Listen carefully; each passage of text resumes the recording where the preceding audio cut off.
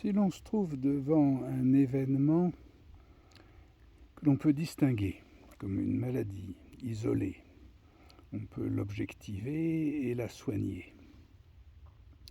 Mais devant un événement qui n'est pas perceptible parce qu'il est total, parce que la clinique, il est intégralement clinique, si on peut dire.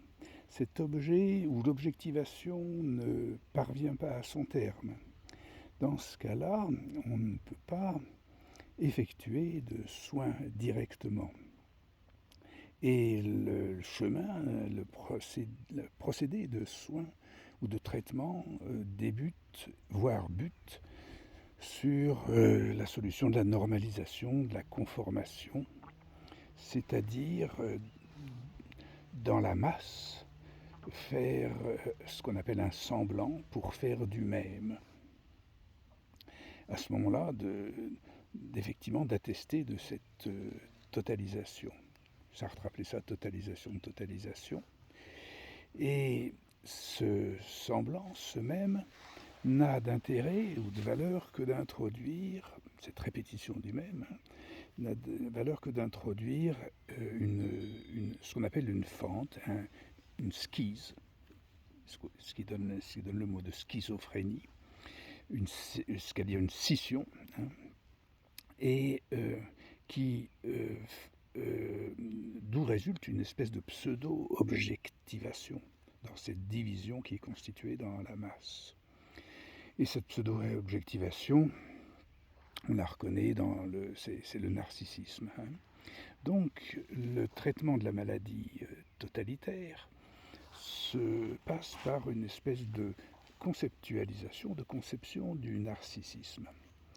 Et on le trouve donc en psychiatrie, où on a observé depuis le millénaire, hein, depuis 2000, que la psychiatrie est devenue totalitaire, c'est-à-dire procède par des solutions de normalisation, d'adaptation, de conformation, de soumission à la statistique, c'est-à-dire à la moyenne de ce qui occupe cette fente, ce semblant de la masse. Cependant, de même que dans la médecine, quelque chose peut être mis à la place de cette schise, c'est-à-dire des machines, c'est-à-dire la cybernétique. On a appelé ça des machines désirantes aux environs de 1990, quand on en a pris conscience, avant qu'on ne le refoule, vers les 2000. Mais donc, en introduisant la notion de machine ou de cybernétique, soit dans la médecine, soit dans la psychanalyse surtout, dans la psychiatrie, pardon, surtout, et on obtient précisément, donc on obtient la psychanalyse, qui, Lacan a montré, est une forme de cybernétique. À ce moment-là, qu'est-ce qui se passe? Est-ce que que devient-il de cette fente, de cette schise, de ce narcissisme?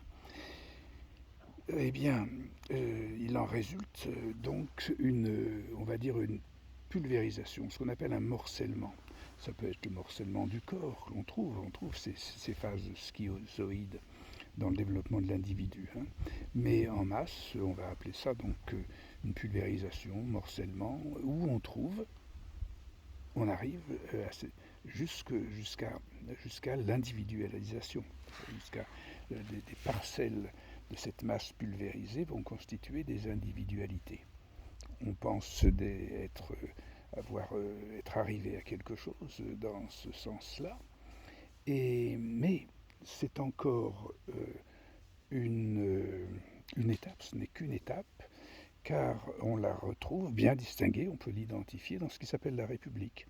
La République est ce stade de régime, de masse, où la population, morcellisée par les processus qu'on vient de décrire, est constituée d'individus qui peuvent procéder chacun à leur salut, si on peut dire.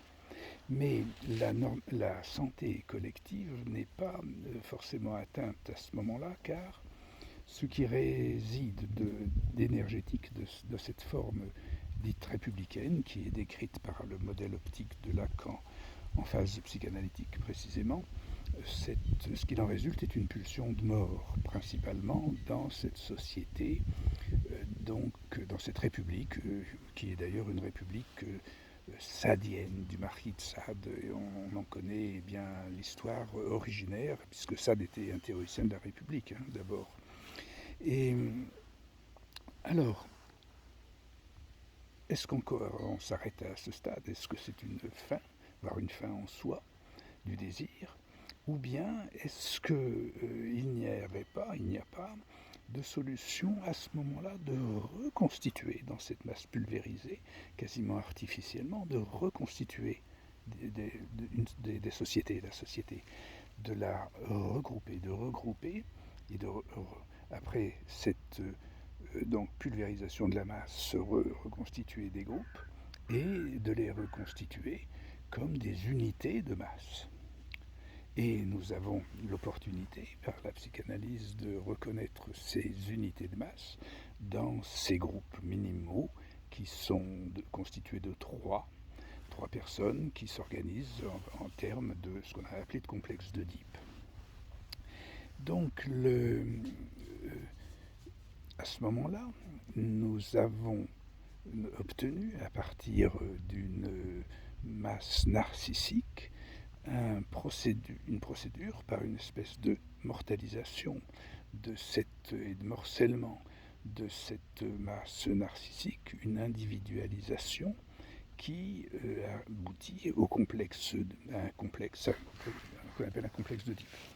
Eh bien, on peut espérer progresser encore sur cet échafaudage, et Lacan l'a montré, a proposé d'arriver de ce groupe de trois qui s'en tient au complexe à constituer un groupe de quatre, une logique de quatre, qui permet de retrouver des anciennes logiques d'art de la mémoire, de rotation, d'image et de place, de substitution de place, et d'une logique que Lacan a appelée une logique de cartel. Et naturellement, ce cartel allait appeler une personne de la société à faire tourner la roue, si on peut dire, ou analyser son fonctionnement pour aboutir à une analyse de la psychologie collective, à une analyse qui soit discriminante ou qui soit lucide ou qui puisse se percevoir à partir de quelque chose de perçu, puisque c'est de ça dont nous sommes partis.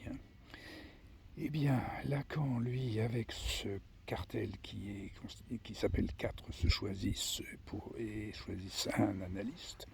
Lacan n'a tout de même pas abouti à grand-chose, s'est encore trouvé à déclarer que c'était une impasse, un échec, et qui, si on en a la force ou le courage, ou l'agacement, permet de chercher encore un peu plus loin. Et effectivement, on trouve plus loin qu'il y avait quelques petites fautes d'organisation du côté lacanien, et qu'il faut faire effectivement un groupe de 4, mais pour que de ce groupe de 4, on puisse, en retranchant un, trouver effectivement le complexe analysable.